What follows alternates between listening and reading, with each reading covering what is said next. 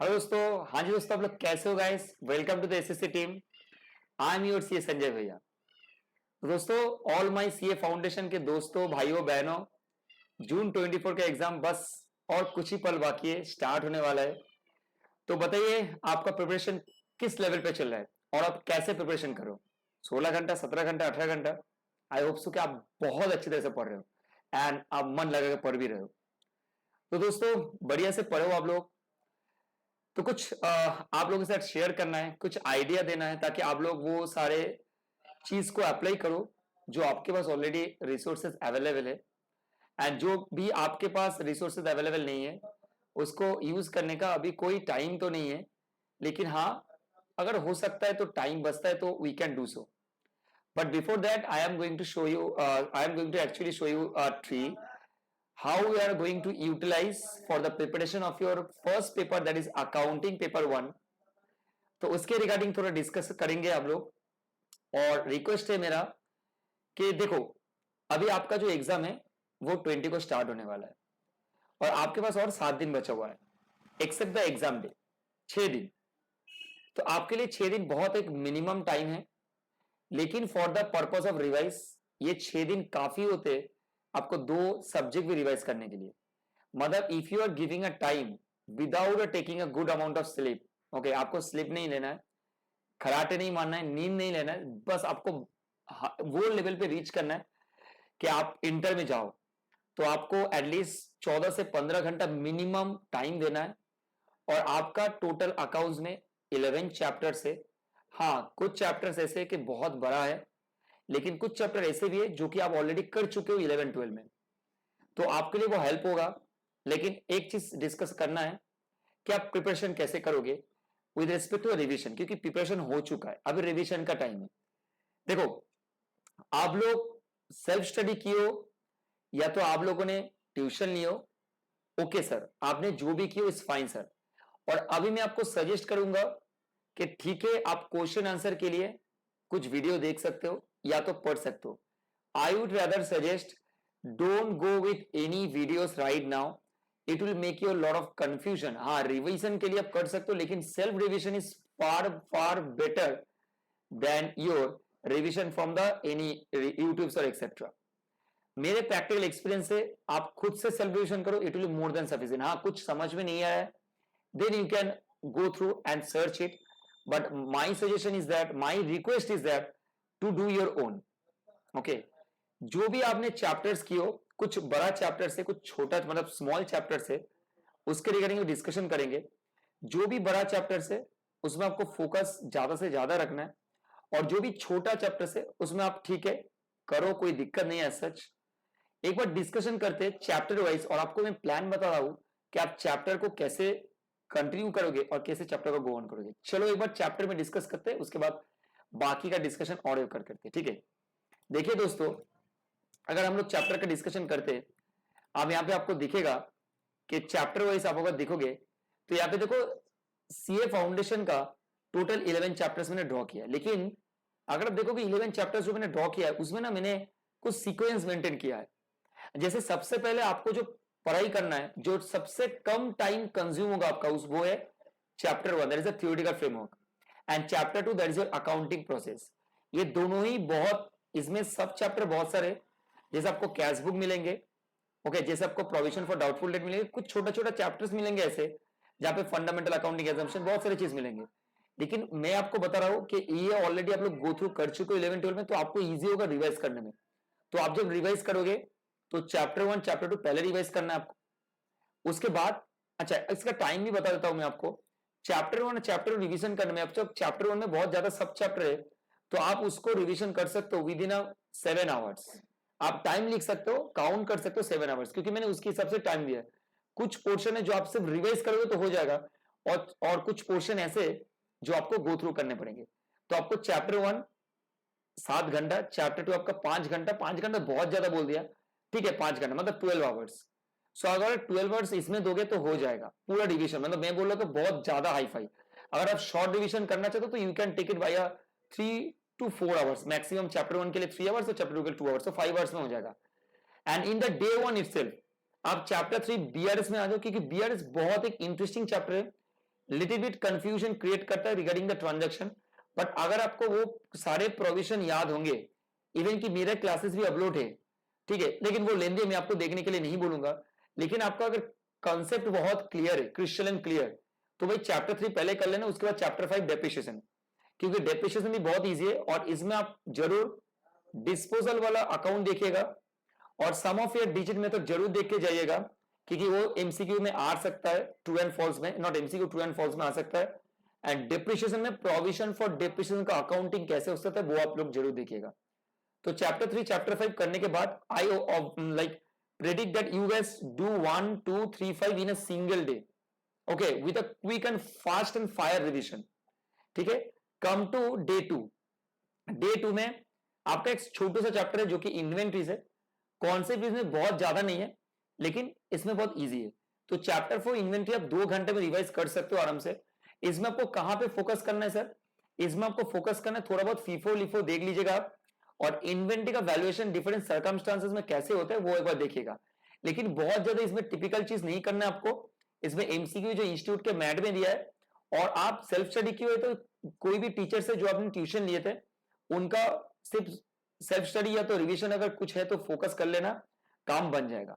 अब chapter number 6 में आते हैं। देखो 4 के 5 मैंने 6 में आया, बिल ऑफ एक्सचेंज। अच्छा, ये वाला चैप्टर थोड़ा मतलब टेक्निकली बहुत बड़ा चैप्टर है, आप बोल सकते हो। और I am requesting guys everyone, ये जो चैप्टर है, ये चैप्टर में आपको थोड़ा फोकस रहना है, क्योंकि इससे क्वेश्चन आएगा।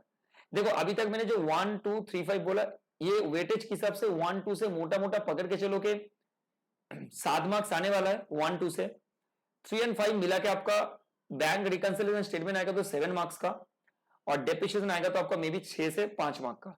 तो मोटा मोटा 3 और 5 मिला का 12 मार्क्स पकड़ के चलो चैप्टर 1 2, तो 20 मार्क्स यहाँ पे हो गया सर आपका कवरेज। अब चैप्टर 4 इन्वेंट्री आ भी सकता है, नहीं भी आ सकता है, प्रोबेबिलिटी 50-50 है। आ भी जाएगा तो बहुत ज्यादा तो ज्यादा 4 मार्क्स का आएगा, उससे ज्यादा नहीं। लेकिन गाइस मेरा बिलीव है कि बिल ऑफ एक्सचेंज तो आपको 5 नंबर आएगा ही आएगा, और अगर 5 नंबर भी नहीं आएगा तो 4 तो देंगे। एक तो आपका शॉर्ट क्वेश्चन बनता ही है इसमें, ठीक है। तो आप बिलीव कर सकते हो कि बिल ऑफ एक्सचेंज में आपको जो टॉपिक फॉलो करना है, मेनली टॉपिक में क्या क्या रहेगा आपका, नॉर्मली एंडोर्समेंट रहेगा टॉपिक में, और आपको अकोमोडेशन ऑफ बिल बहुत अच्छी तरह से पढ़ना है गाइस, वहां से आ सकता है अकोमोडेशन ऑफ बिल। और इंटरेस्ट का कैलकुलेशन, किस तरीके से आप अगर कोई बिल को टाइमली पेमेंट नहीं करते और उसको डिफर करने के लिए रिक्वेस्ट करते हो तो उसका इंटरेस्ट का कैलकुलेशन कैसे होता है। और सबसे मोस्ट इंपोर्टेंट जर्नल एंट्रीज, आपको जर्नल बढ़िया आने चाहिए in the books of dryer and the books of drawing also, both दोनों के बुक्स में आपका एंट्री आने चाहिए, ताकि आपको क्लैरिटी रहे कि भाई कोई भी एंट्री जब करोगे आप उसमें ट्रांजेक्शन कैसे होंगे। तो ये चैप्टर 6 आप एक्सपेक्ट कर सकते हो कि 4 मार्क्स, सो 4 और 6 मिला के मोटा मोटा 6 से 7 मार्क आप एक्सपेक्ट कर सकते हो यहां से। तो गाइस 1 2 से आपका 7 मार्क्स, ओके, 3 5 से आपका 12 मार्क्स, और यहां से आपका ऑलमोस्ट 7 मार्क्स। अब आ जाओ chapter number 7, final accounts of sole property. अब एक चीज शुरू में बताऊंगा, कुछ कुछ जगह ऐसा प्रेडिक्शन होता है कि सर क्वेश्चन आएगा, लेकिन कभी कभार क्या होता है पता है, इंस्टीट्यूट उसमें पानी फेंक देता है और वो क्वेश्चन आता है, मतलब उस चैप्टर से आएगा नहीं। अब इतना मेहनत करते हो, लेकिन मेरा बिलीफ है कि चैप्टर नंबर 7 बहुत इंटरेस्टिंग चैप्टर है, जो कि final accounts of sole property है। इसमें 4 पार्ट है मेनली, 4 पार्ट मतलब चारों अकाउंट हम लोग मेनली बनाते हैं, not account actually, manufacturing account, trading account, PNL account and the balance sheet. तो आप बिलीव कर सकते हो कि मैन्युफैक्चरिंग से आने का चांसेस वेरी रेयर है, लेकिन आ सकता है। लेकिन आपको जो फोकस करना है वो balance sheet, PL and trading में फोकस करना है। एंड गाइस सबसे इंपॉर्टेंट है इसमें कौन सा आपको एडजस्टमेंट फॉलो करने हैं। इसमें अगर आप एडजस्टमेंट देखोगे तो गाइस एब्नॉर्मल लॉस का adjustment, net profit after charging such commission का एडजस्टमेंट, आउटस्टैंडिंग का एडजस्टमेंट, इंटर कंपनी डेप्ट का एडजस्टमेंट, ओके, कभी कभार क्लोजिंग स्टॉक में आपका stock in sale on return approval का जो एडजस्टमेंट है, और कभी कभार स्टॉक में आपको हो सकता है सॉरी कभी कभार आपका रेक्टिफिकेशन दे देगा। तो ये कुछ स्पेसिफिक एडजस्टमेंट मैंने आपको बताया, वो आपको स्पेसिफिकली फॉलो करना है गाइस। यहां से आप प्रेडिक्ट कर सकते हो कि भाई आएगा 10 मार्क मिनिमम, ये मेरे प्रेडिक्शन है। whatever I am telling right now, it's all about the prediction, it's not a true at all in the sense of the examination point of view। let's say suppose ऐसा नहीं कि मैंने बोल दिया तो वही आएगा, नहीं, it depends on the institute itself। so 10 marks आप प्रेडिक्ट कर सकते हो। उसके बाद चैप्टर है नॉन ट्रेडिंग ऑर्गेनाइजेशन, ये बहुत इजी चैप्टर है। एक तो non profitable organisation, school, college, trust, income expenditure, receipt payment and the balance sheet, तीनों चीज आपको फोकस करना है। Mainly income expenditure balance sheet आता है, लेकिन यहां से क्वेश्चन आने का चांसेस 100% है।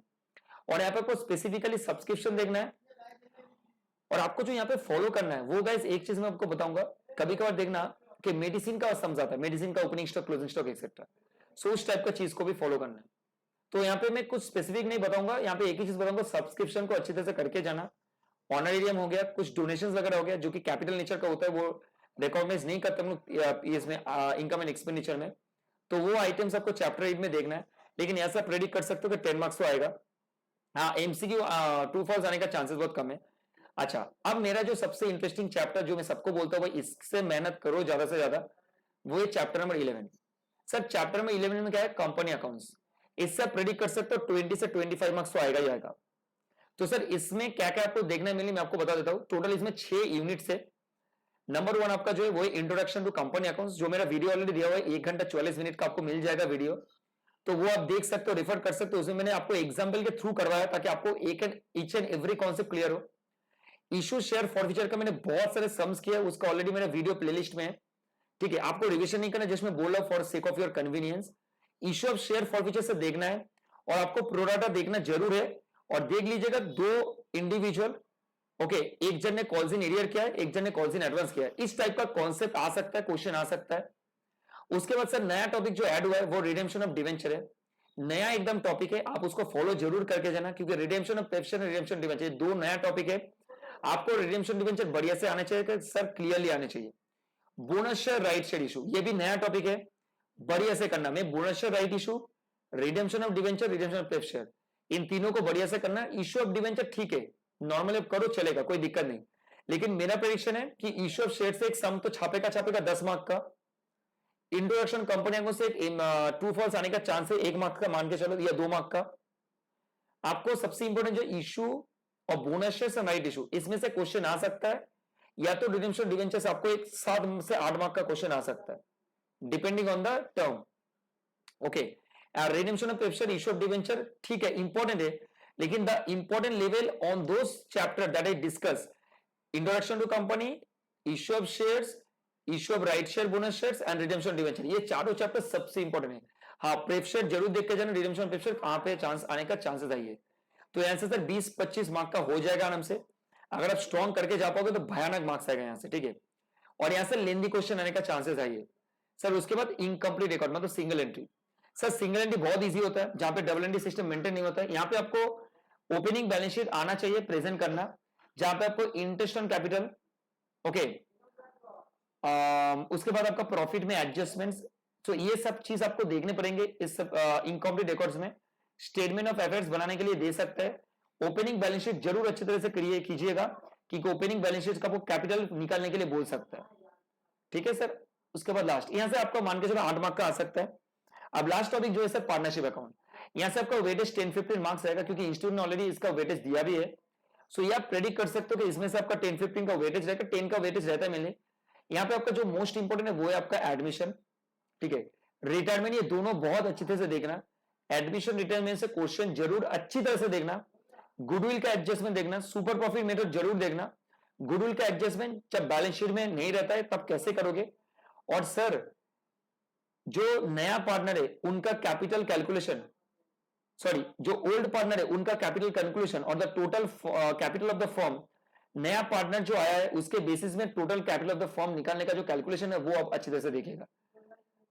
और इसके साथ पीसमिल डिस्ट्रीब्यूशन को छोटा सा देखना है, ज्यादा नहीं देखना है, यहाँ पे स्मॉल फेज में देखोगे तो हो जाएगा। तो यहां से 10-15 मार्क्स आप पकड़ के चलो। तो अगर मैं टोटल कैलकुलेशन करता हूं, चैप्टर 1 चैप्टर 2 में आप देखोगे तो इसमें से 7 मार्क्स, चैप्टर 3-5 में से आपका 12 मार्क्स का चांसेस है, चैप्टर 4-6 मिला के आपका 7 मार्क्स, और चैप्टर 7 मिला के आपका मोटा मोटी 10 मार्क्स, और चैप्टर 8 भी 10 मार्क्स, और चैप्टर 11 से 25 मार्क्स, और चैप्टर 9 से आप देखोगे तो may be 5-6 marks maximum, not more than that, क्योंकि चैप्टर 8 और 9 में आपका कौन मतलब ये है आइदर चैप्टर 8 या चैप्टर 9 में से कोई भी एक आएगा, लेकिन प्रेडिक्शन है कि चैप्टर 8 आने का प्रोबेबिलिटी हाई रहता है, और चैप्टर 10 से तो आएगा ही 10 मार्क्स।